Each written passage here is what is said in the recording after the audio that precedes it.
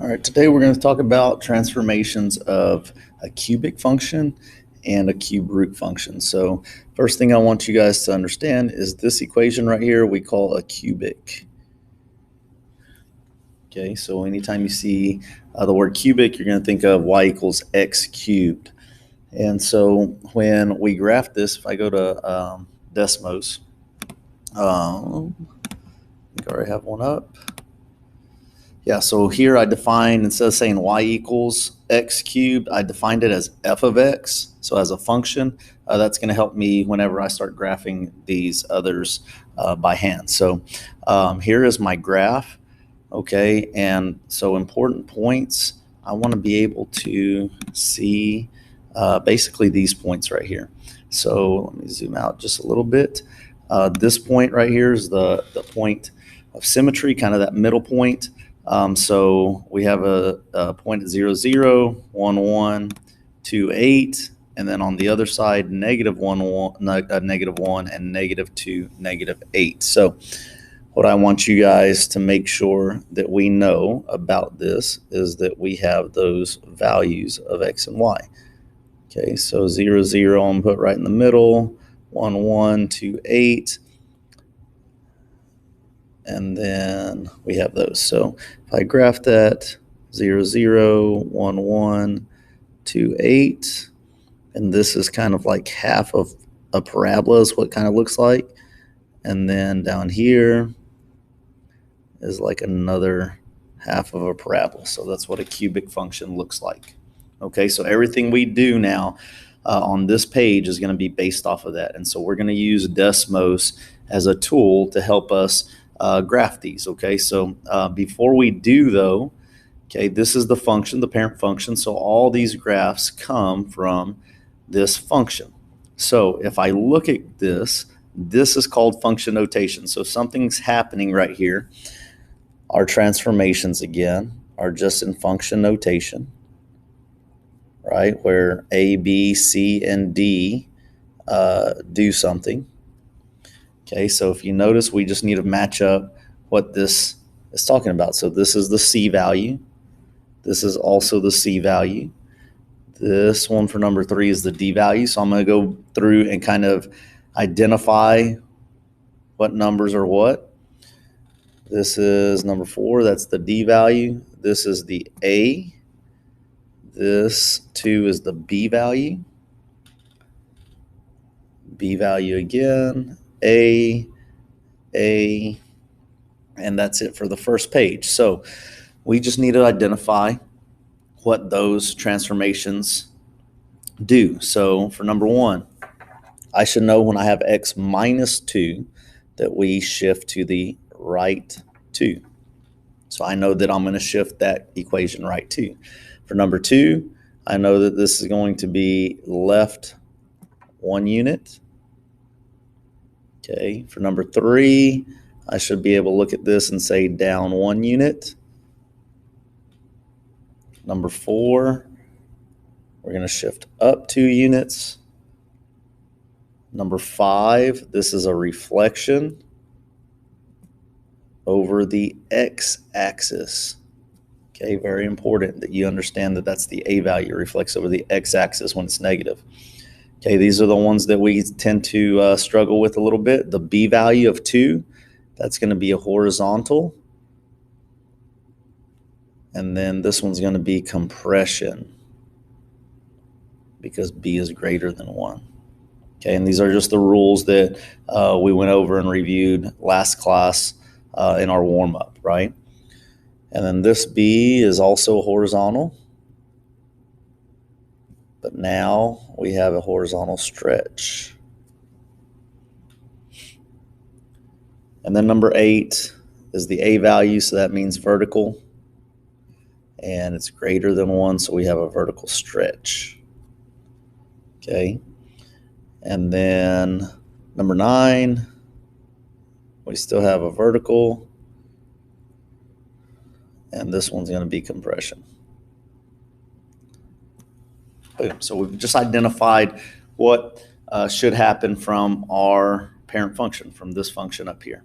Okay, so let's use Desmos to kind of help us graph a few. We're not going to do all of these, but I do want to know what they are supposed to do. So let's do this one that shifts right to.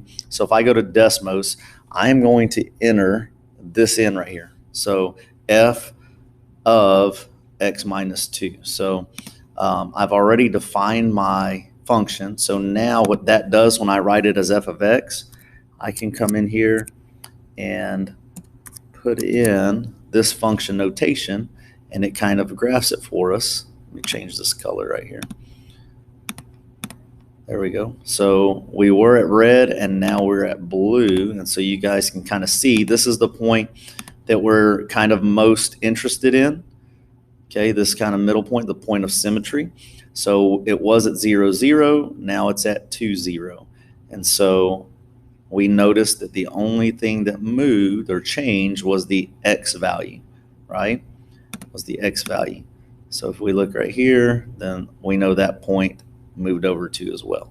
Okay, so if we were to graph that, then I know my middle point's there, and then I know I have a point 1 over, 1 up, and then 2 over and 8 up. Okay, so that's just like the parent function. Nothing happened with the stretch or the compression, so we just kind of shift all these points over 2 to the right. All right, now let's look at number 3. This one's going to go down 1, so we come back to Desmos. We change our function notation right here. Now we have a -1 outside of the parentheses, and you can see that these points just shifted down 1, right? Okay, so all these points shifted down 1. So what we're going to do is we're going to take these points right here and we're going to shift down 1. So if you remember, we were at 0, 0, so now we're at 0, -1. Then we had a point at 1, 1. Now that point is at 1, 0.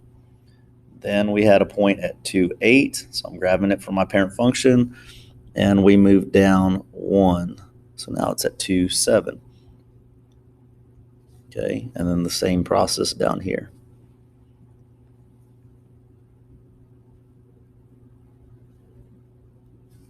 Oh, I drew that on the wrong one.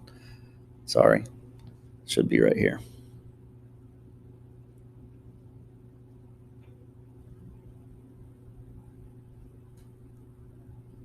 There we go.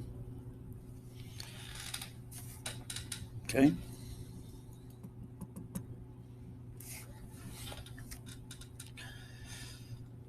And then again, everything's based off of this graph right here, the parent function. Okay, so let's look at a reflection. A reflection over the x-axis means I'm just going to flip all the points. So all these points are just going to flip. So instead of being up here, this point's going to be down here. Instead of being up here, that point's going to move down here. So this is what it looks like. My point of 0, 0 does not move because it's on the x-axis. I did have a point at 1, 1, but now it's at 1, -1. And then I should have a point at 2, -8 now. So all I did was kind of flip that around. So it's a reflection over the x-axis.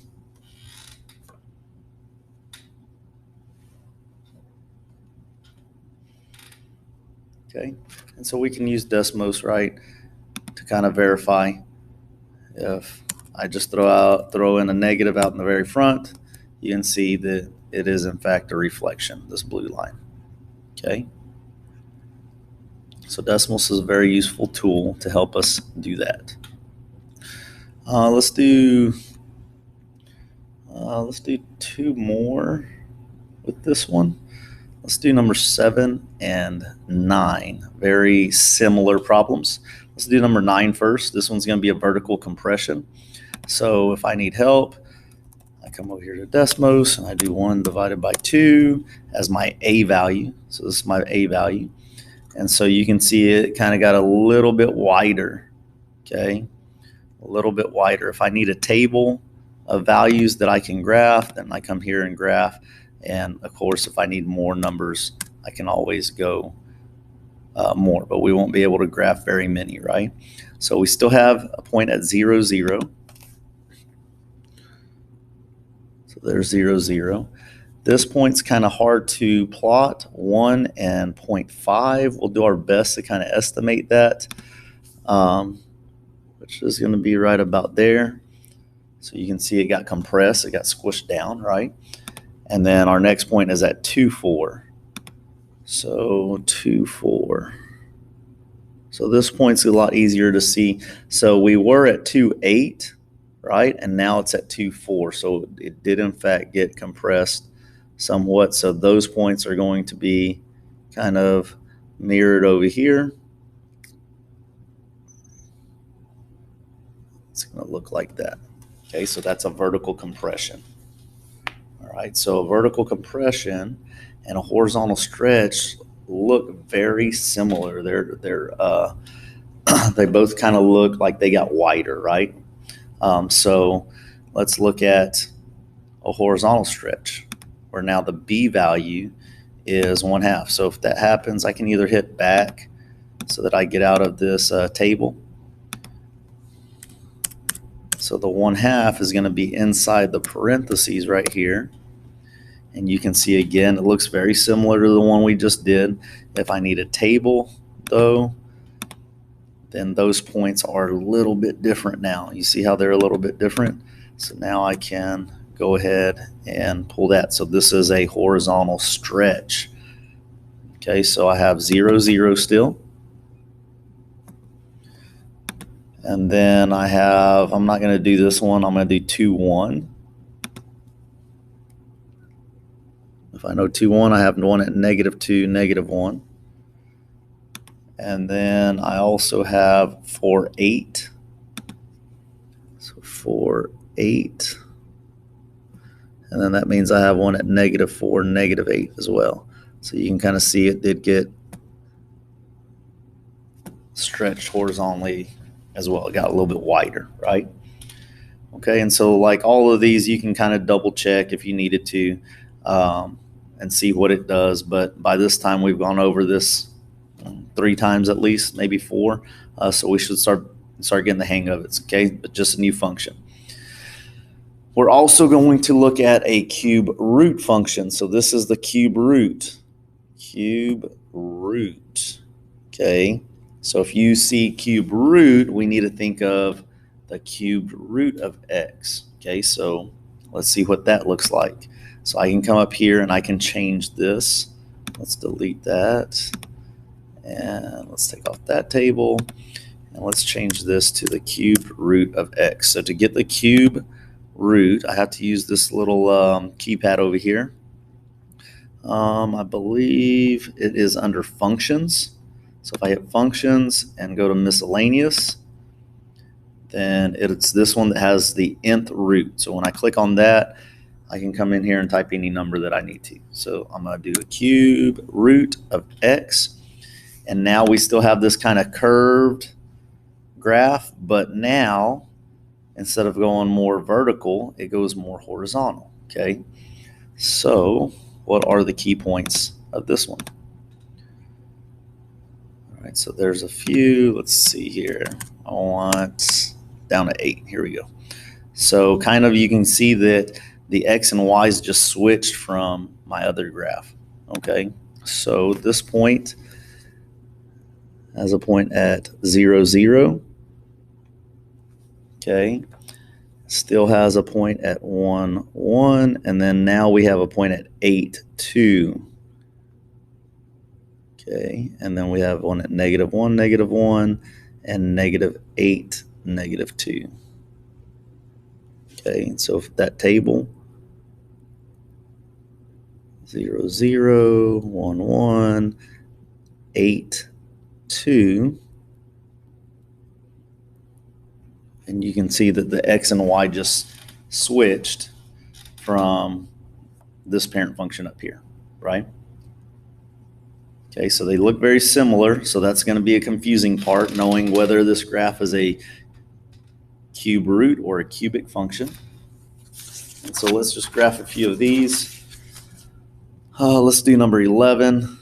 Again, these are kind of the similar. This one's still left 1.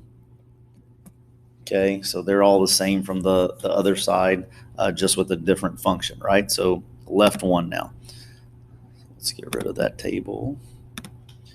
And let's go ahead and do f of x plus 1. And so you do see, in fact, all it did was shift over left 1. Okay, so I take all of these points that I had here and I shift over 1. So there was a point at 0, 0, shift that over 1. There was a point at 1, 1, shift that over 1. There was a point at 8, 2, shift that to the left 1. Okay, and then the others just kind of fall into place, right? Those have been shifted left 1 as well.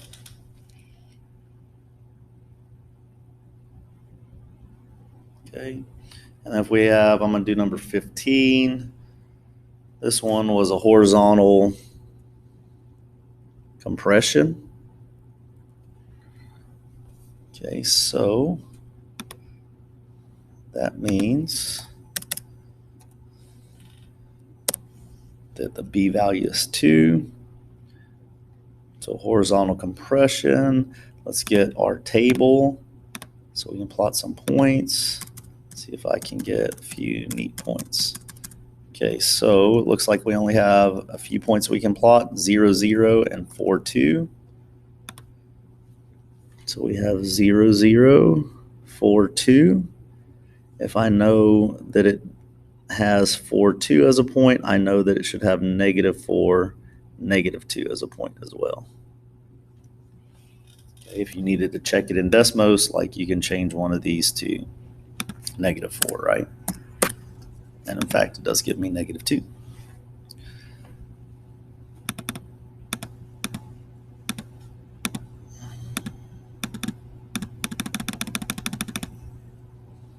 All right. Now let's look at this one. This one was a vertical stretch. So this time the 2 is in the very front. It looks similar, okay, but they do have slightly different points. Okay, so 0, 0. At 1, 2. And negative 1, negative 2.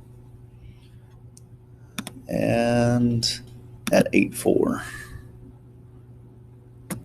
And negative 8, negative 4.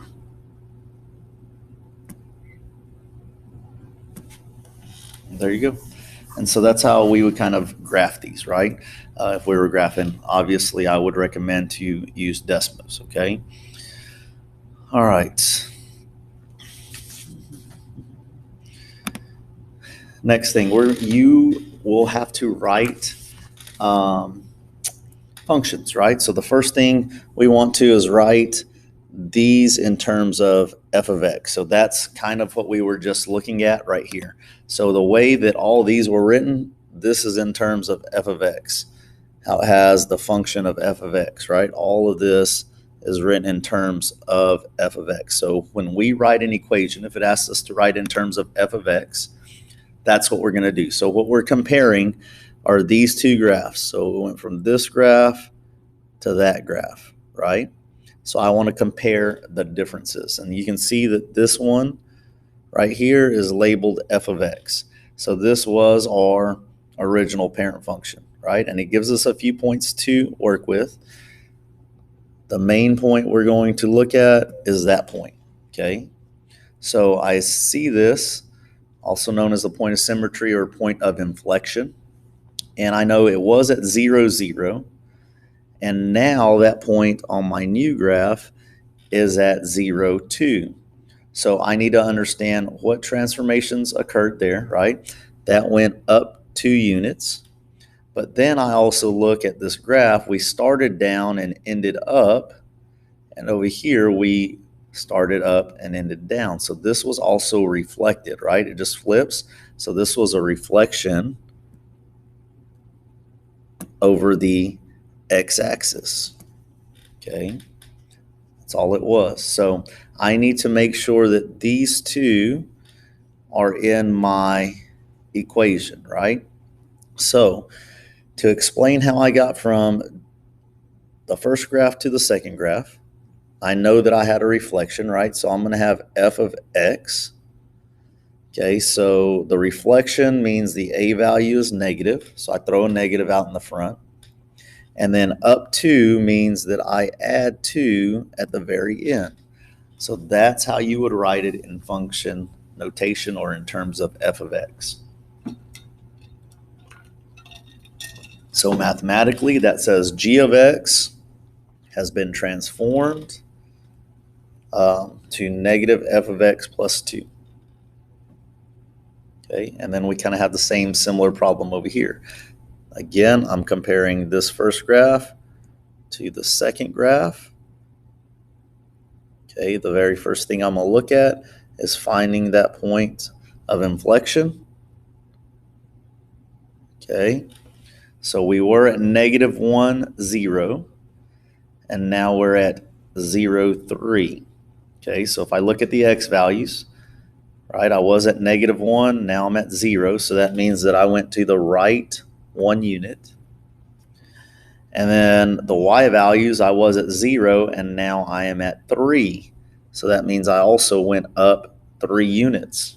Okay, I check, nothing else changes here, right?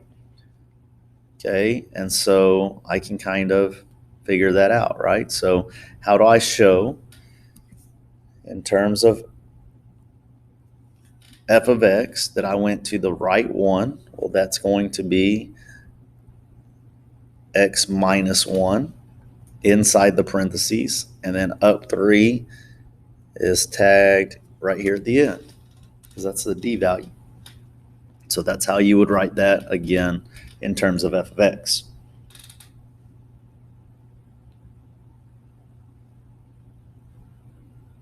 And then the last part of this this page right here, again, it talks about having equations for your polynomial p of x, and we want to transform it to m of x. Okay, so it says describe the transformations performed. Okay, so what we're really looking at is it's saying this is where I started and this is where I ended. Okay, so really I just need to look at these values right here. So this is going to be the a value, c, and d. And then I explain what those do. So a is greater than 1. That means I have a vertical stretch by 4, right? C is the minus 3, so x minus 3. So that means I shift to the right 3 units. And then D minus 5 means I go down 5 units. So those are the 3 transformations for that. Okay. All right, moving on. Number 4, it says write the equation of a cube root function. Cube root, remember, was y equals the cube root of x. So this is going to be what we're working with. That has been transformed from the parent function. It was vertically compressed by 3/4, so that's the a value. It was reflected across the x-axis, also a value. Moved left 4 units, c value, and down 3 units, that's the d value. Okay, so if you guys remember, when I write this equation, it's going to be a cube root of b, and then times the quantity of x minus c, and then plus d out here. So I just kind of have to fill in these spots, right? So a we know is 3/4, and it has to be negative because it was reflected. So we have negative 3/4, and then the cubed root, and then there is no b value, so we have x plus 4 because it was shifted to the left. And then our d value goes at the very end outside of the root, and it went down 3, so we put minus 3. So we can just say y equals that as well. So that's how we would write our equation. Okay, and then we have these three down here at the bottom. Okay, remember, for the most part, if it doesn't ask us to write in standard form, then I'm not going to write it in standard form. So these are just asking us to write an equation of a cubic function with the zeros given. Zeros are just roots or solutions, right? So if you remember, we kind of write that in factored form. Okay, so f of x, here's my first root, x minus a negative 1, right? Well, that becomes x plus 1. And then we have x minus 2, which stays x minus 2, and then x minus a negative 3.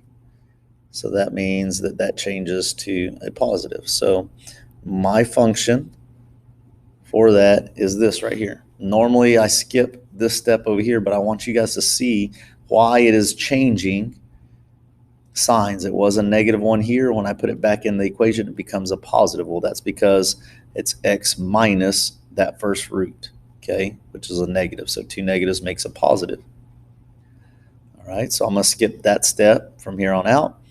So then these right here, we can say y equals x minus 2, x minus 4i, and x plus 4i.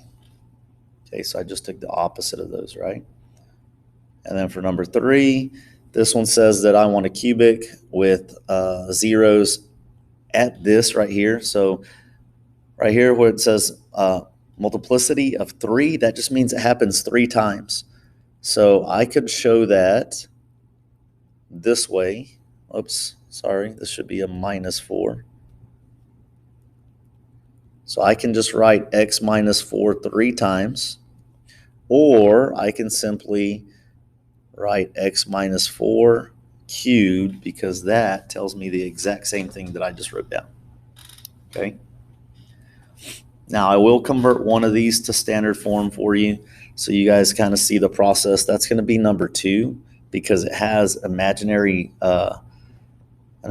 part right here, and we want to make this real numbers, right? We don't like imaginary. So what I'm going to do is I have 3 factors I have to multiply together, but I'm going to start with these 2. So I just FOIL this out, or like we did last class, I use the box, right? So I think a lot of you guys liked the box last time. So here is my box. This gives me x squared. This gives me 4ix, negative 4ix, and this is negative 16i squared. Okay, these 2 are going to cancel. So I'm left with x squared, right? But then this turns to a real number. It's negative 16 times negative 1. I squared has a value of negative 1, so that becomes a positive 16. Okay, so now that I've multiplied those 2 terms, I'm going to multiply that answer times the other term, the other third term. Okay, so then if you need to fill in another box, right? So we have x and negative 2 and x squared and 16. So this gives me x cubed, negative 2x squared, 16x, and negative 32. So then I write that in order in terms of the highest exponent to the lowest exponent. So that would be my equation in standard form.